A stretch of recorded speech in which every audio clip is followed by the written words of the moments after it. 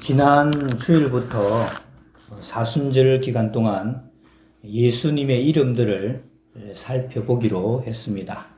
지난주는 예수라는 이름에 대해서 살펴보았습니다. 이번 주는 예수라는 이름과 같이 사용하는 그리스도에 대해서 살펴보고자 합니다. 우리는 보통 예수와 그리스도 두 이름을 붙여서 예수 그리스도라고 많이 사용합니다. 그래서 그 의미가 하나라고 착각하는 경우가 많습니다. 영어권에서는 사람의 이름을 부를 때 보통 이름을 먼저 부르고 성을 뒤에다가 붙입니다. 예를 들어서 제임스 김 이렇게 하면 성이 김씨고 이름이 제임스죠. 그래서 영어로 Jesus Christ 이렇게 하니까 지저스가 이름이고 크라이스트가 성인 줄 알고 그렇게 생각하는 분도 혹 있습니다. 그러나 그리스도, 이 크라이스트라는 그리스도는 예수님을 지칭하는 또 하나의 분명한 이름입니다. 신약 성경에 제가 조사를 해보니까 524번 성경에서 프로그램도 있잖아요. 그리스도 해서 치보니까 524번이나 이름이 나옵니다. 그 이름이 그렇게 많이 나오니까 이 그리스도라는 이름이 가지고 있는 영적인 무게가 얼마나 무거운지를 우리가 알 수가 있습니다. 오늘 우리가 읽었던 말씀 여러분 주보 간지에 보시면 요한복음 1장 41절 말씀이 나옵니다. 우리 같이 한번 읽어볼까요? 시작. 그가 먼저 자기의 형제 시몬을 찾아 말하되 우리가 메시아를 만났다 하고 메시아는 번역하면 그리스도라. 그 밑에 보면 영어가 있죠. 영어가 나오면 그만 또 머리에 지가 나시는 분이 있을 텐데 제가 읽어보겠습니다. 잘 못 읽은 것이지만은 The first thing Andrew did was to find his brother Simon and tell him We have found the Messiah. That is the Christ. 여기 보면 1장 41절 이 말씀은 예수님이 세상의 모습을 막 드러내시고 본격적으로 사역을 시작하시려던 그 사역 초창기에 예수님을 만난 안드레가 자기 형제 시몬을 찾아가서 한 말입니다. 성경에서 밝히는 대로 그리스도는 히브리어 메시아를 헬라어로 번역한 겁니다. 그걸 이제 영어로 번역을 해서 크라이스트라고 하는 것이죠. 따라서 그리스도라는 말을 이해하기 위해서는 메시아라는 말을 이해하면 됩니다. 한마디로 기름 부으심을 받은 자라는 뜻입니다. 그러니까 메시아가 기름 부음을 받은 자라는 뜻이고 그리스도 역시 기름 부음을 받은 자라는 뜻입니다. 그러니까 예수 그리스도 하면은 예수 기름 받으신 분, 기름 받으신 예수, 이걸 합친 말이 예수 그리스도라는 말입니다. 그래서 이것은 어떤 특별한 목적을 위해서 하나님이 직접 세우신 사람으로 그 사명을 감당할 만한 능력과 권위를 부어주십니다. 우리 한국어 성경에는 요한복음 1장 41절에 우리가 메시아를 만났다, 줄근한 거 부분 보시면 우리가 메시아를 만났다 이렇게 번역하지만은 영어를 보시면 우리가 메시아를 발견했다. 그러니까 여러분 그 영어 성경을 제가 그대로 한번 지적을 해보면 앤드류죠. 안드레가 가장 첫 번째 일은 그의 형제 시몬을 찾고 그에게 말한 것이었다. 그 말한 것이 우리가 메시아를 발견했다. 그는 그리스도였다. 그것은 그리스도다. 이렇게 되어 있죠. 이걸 이제 직역한 겁니다. 그러니까 이 말은 안드레가 그동안 메시아를 찾으려고 애쓰다가 발견했다는 겁니다. 그냥 우연히 만난 게 아니고 찾으려고 애쓰다가 발견했다는 그런 뜻입니다. 안드레만 그랬던 것이 아닙니다. 그 당시 모든 유대인들이 메시아를 간절히 기다리고 있었습니다. 구약 성경 곳곳에서 다윗 가문에서 메시아가 나실 것을 예언했기 때문입니다. 특히 그들은 다윗의 가문에서 메시아가 오실 것이라 하는 예언을 중시했습니다. 왜냐하면 그들은 오실 메시아가 그 옛날 다윗 왕처럼 위대한 정복자의 칼을 들고 지금 우리를 압제하고 있는 로마의 그 압제를 몰아내고 강한 이스라엘 왕국을 회복시킬 것을 꿈꿨기 때문입니다. 그들이 당하고 있는 비참한 현실 때문에 정치적인 구세주가 되어줄 메시아를 바라는 기대는 더욱 커졌습니다. 바벨론의 포로로 갔다가 온 이후에 이스라엘 백성들은 여러 민족에게 침략을 당하고 또 유린당하고 이제는 로마의 식민지가 되어서 사는 삶이 너무나도 고통스럽기 때문입니다. 그러나 예수님은 당시 유대인들이 기대하던 정치적, 군사적 영웅이 아닌 훨씬 높은 차원의 메시아로 오셨습니다. 사람들은 땅의 제국을 바꿀 정치적인 메시아를 기다렸지만은 우리 주님의 초점은 하나님 나라에 있었습니다. 예수님은 자신의 이름이 그리스도라는 사실을 밝히신 순간부터 결정적인 순간마다 제자들에게 예수 그리스도가 어떤 메시아인지, 기름 부으신 그 예수라는 그 메시아가 어떤 메시아인지 정확하게 일러주셨습니다. 그리스도는 기름 부음을 받은 자라고 했습니다. 구약 성경에서 기름 부음의 의식은 실제로 사람 위에다가 머리 위에다가 기름을 이렇게 붓는 것으로 시작했습니다.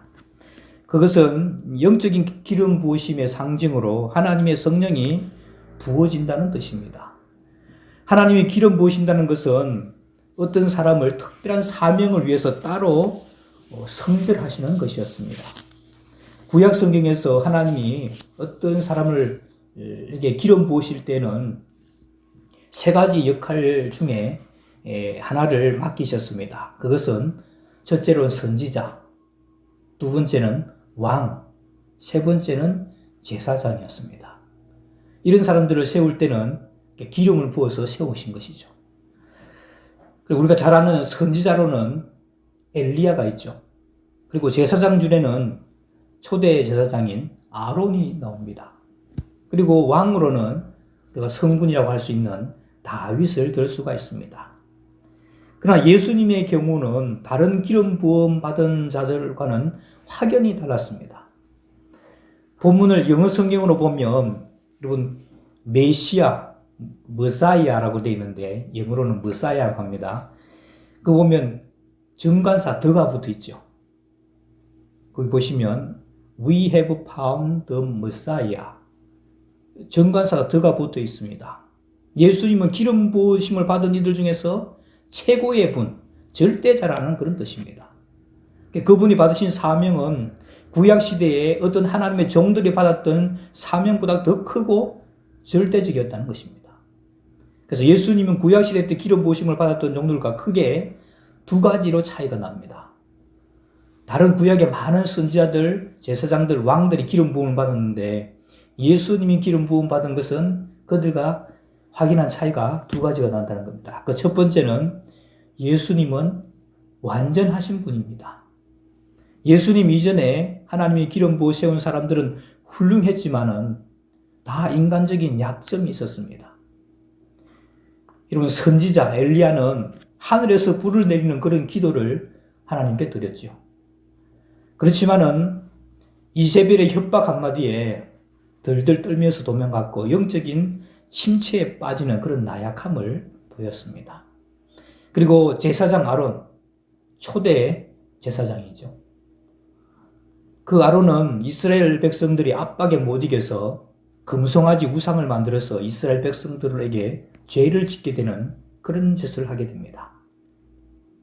그리고 하나님의 마음에 합한 사람이라는 다윗, 이 다윗 왕은 바세바와 불륜을 저질러서 가정과 나라를 위기에 빠뜨렸습니다. 이렇듯 하나님의 기름 부으심을 받은 사람들도 훌륭하긴 했지만은 각기 불완전한 구석들이 있었다는 겁니다. 그러나 예수님은 완전한 메시아였습니다. 불완전한 게 아니라 완전한 메시아. 그래서 The Messiah라고 하는 것이죠. 또 하나 구약시대 기름 부음 받은 사람들은 선지자든지 제사장이든지 왕이든지 어느 한 가지 역할만 감당했지 세 가지 역할을 다 감당한 사람은 없었습니다. 그러나 예수님은 선지자요, 왕이요, 제사장 이 세 가지 역할을 다 감당하시도록 기름 부음을 받았다는 사실입니다. 그래서 우리가 예수님을 그리스도 즉 기름 부음 받은 자를 이렇게 선포할 때 우리는 그분이 우리 삶의 선지자요.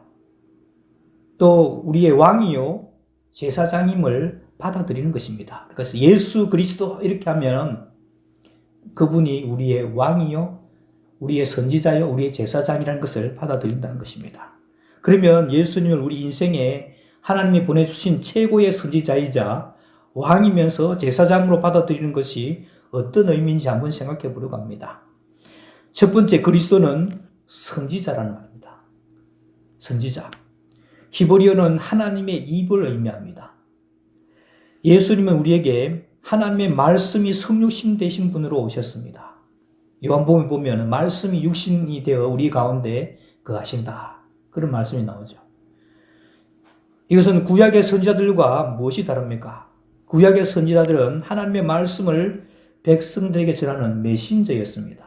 전달하는 사람이었죠. 그래서 그들은 항상 하나님께서 말씀하시기를 또는 여호와께서 말씀하시기를 이렇게 하면서 말을 꺼냅니다. 그런데 예수님은 내가 진실로 너희에게 이르노니 이렇게 말씀을 시작하십니다. 예수님 자신이 하나님이셨기 때문에 대변인처럼 그렇게 말씀하실 필요가 없었다는 것이죠. 또 신약 성경에 여러분 사복음서 보시면 예수님이 하신 말씀을 붉은색으로 표시를 합니다. 예수님의 말씀이 곧 하나님의 말씀이니까 어떤 다른 사람들의 인간보다 더 주목해서 보라는 그런 뜻입니다. 예수님은 하나님의 근의로 바로 말씀하셨습니다. 그래서 예수님이 말씀하시면 물이 포도주로 변하였고 또 예수님이 말씀하시면 거친 바다가 잠잠해졌습니다. 또 예수님이 말씀하시면 악한 귀신이 떠나고 죽은 나사로가 살아났습니다. 그런 찬양도 했죠. 예수님의 말씀으로 모든 것이 결정되었습니다. 예수님의 말씀이 마침표입니다. 그러므로 우리 삶에 예수님을 선지자로 받아들인다는 것은 예수님의 말씀이 모든 것을 결정하게 한다는 뜻입니다. 그러나 사람들의 문제는 예수님의 말씀으로 모든 것을 결정하지 않는 데 있습니다. 그리스도인들 역시 자기 뜻과 맞지 않으면 예수님의 말씀이라고 해도 무시하고 거부하는 경향이 있습니다. 그러나 우리가 예수님을 그리스도라고 고백한다면 예수님의 말씀이 내 인생의 마침표임을 선언하고 그대로 받아들여야 하는 겁니다. 그분의 말씀을 묵상하고 그 말씀대로 순종해야 합니다. 그리고 두 번째, 그리스도는 우리의 왕이십니다. 우리가 예수님을 믿고 구원받을 때 우리는 하나님 나라의 백성, 시민이 됩니다. 예수님은 하나님 나라의 왕이십니다. 그러니 이제는 우리는 하나님 나라의 법대로 그 왕의 다스림을 받으며 살아야 합니다. 예수 그리스도라 그렇게 고백할 때 우리는 그분에게 우리 삶의 모든 영역을 내어드리는 것입니다. 부부 관계에서, 자녀 교육에서, 재정에서, 사업에서, 모든 영역에서 예수님의 다스림을 받아야 합니다. 그렇지 않으면 왕이신 예수 그리스도로 말미암아 약속된 모든 축복과 보호하심과 은혜를 잃어버리게 됩니다. 특별히 왕이신 그리스도는 교회의 머리가 되십니다. 우리 여러분 간지 보시면 우리 에베소서 14장 15, 16절 말씀, 제가 15절 말씀 읽고 여러분이 16절 말씀 보겠습니다. 오직 사랑 안에서 참된 것을 하여 범사에 그에게까지 자랄지라. 그는 머리니 곧 그리스도라.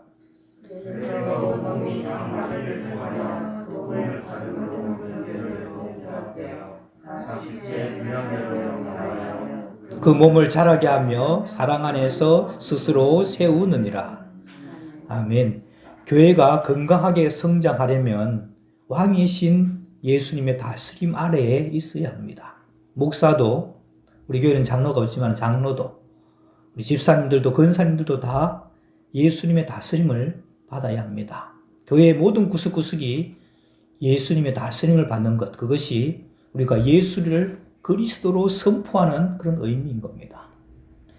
그리고 세 번째, 그리스도는 우리의 제사장이십니다. 제사장은 하나님과 사람 사이를 연결해 주는 중보자입니다. 폰티펙스라고 하죠. 폰티펙스. 다리입니다. 다리. 예수님은 말씀하셨죠. 내가 곧 길이요 진리요 생명이니 나로 말미암지 않고는 아버지께로 올 자가 없느니라. 그리스도이신 예수님은 우리의 제사장이 되십니다. 죄 많은 인간이 거룩한 하나님께로 갈 수 있는 유일한 길은 제사장이신 예수님을 통하는 것뿐입니다. 구약시대에 제사장은 항상 백성들을 대표해서 어린 양을 죽여서 희생제사로 지냈습니다. 예수님은 제사장이면서 직접 희생제물이 되셔서 십자가에서 우리를 위해 대신 죽으심으로 우리의 죄값을 치러주셨습니다. 그 십자가의 보혈의 은혜로 하나님과 우리 사이의 관계가 회복되었습니다. 지난 시간에 예수라는 이름이 자기 백성을 그들의 죄에서 구원할 자라는 것을 우리가 살펴보았습니다.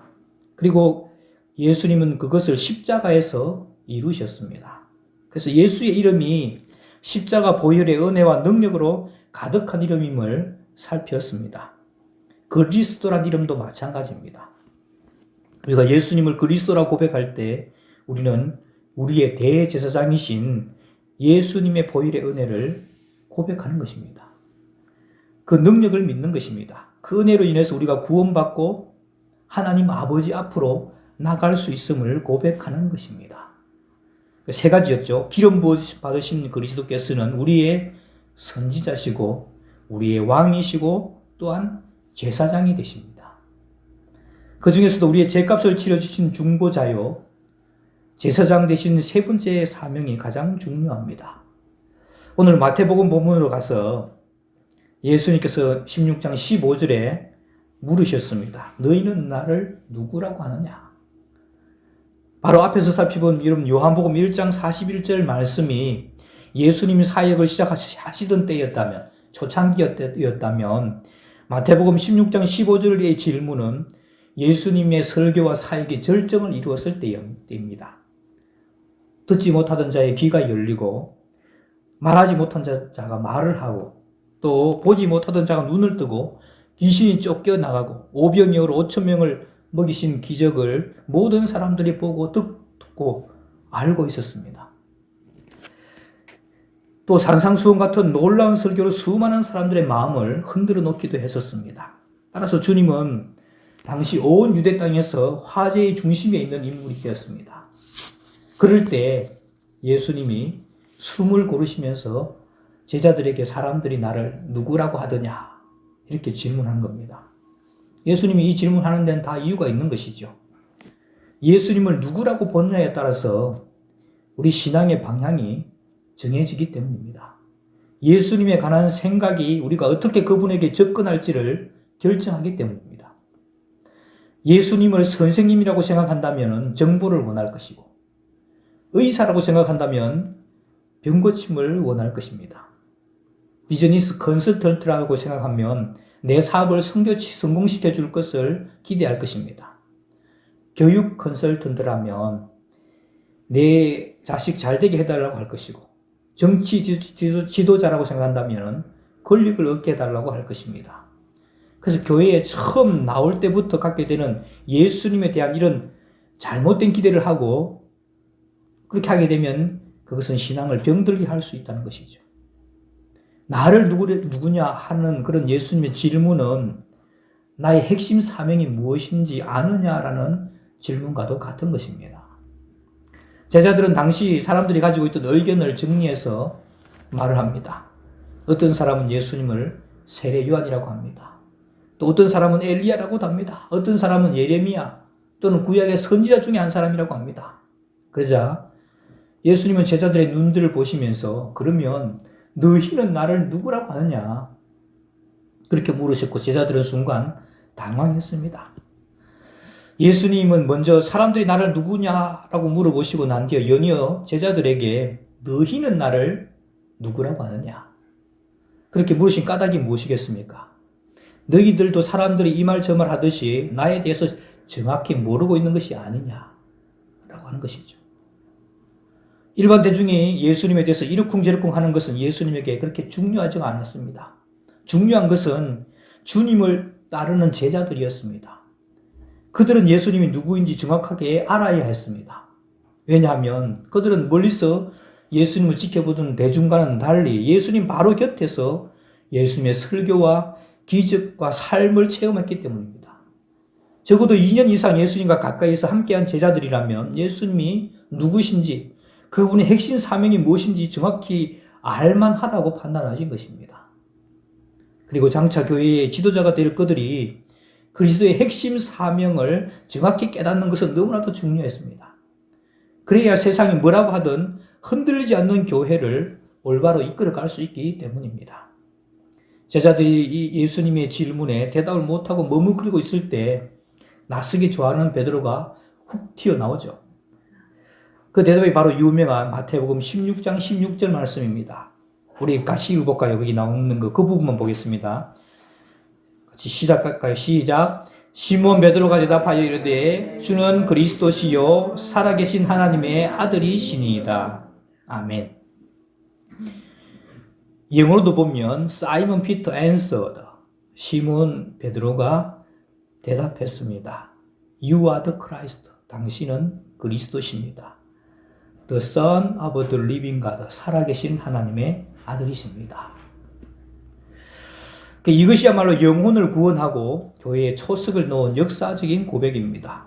그리스도는 하나님의 기름 부으심을 받은 자라는 뜻이죠.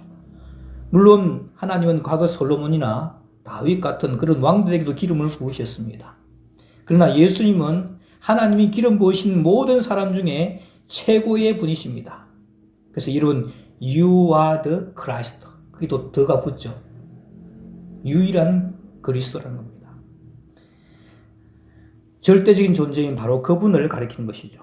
예수님은 모든 예언의 완성이며 모든 약속의 성취였습니다. 이때까지 있었던 모든 기름 부음 받은 자들은 그분이 오시는 길을 예비했을 뿐입니다. 예수 그리스도 그분은 열방을 발 아래에 두신 전능자요, 기묘자요, 모사요, 영광의 주님이시요, 하나님의 아들이셨습니다.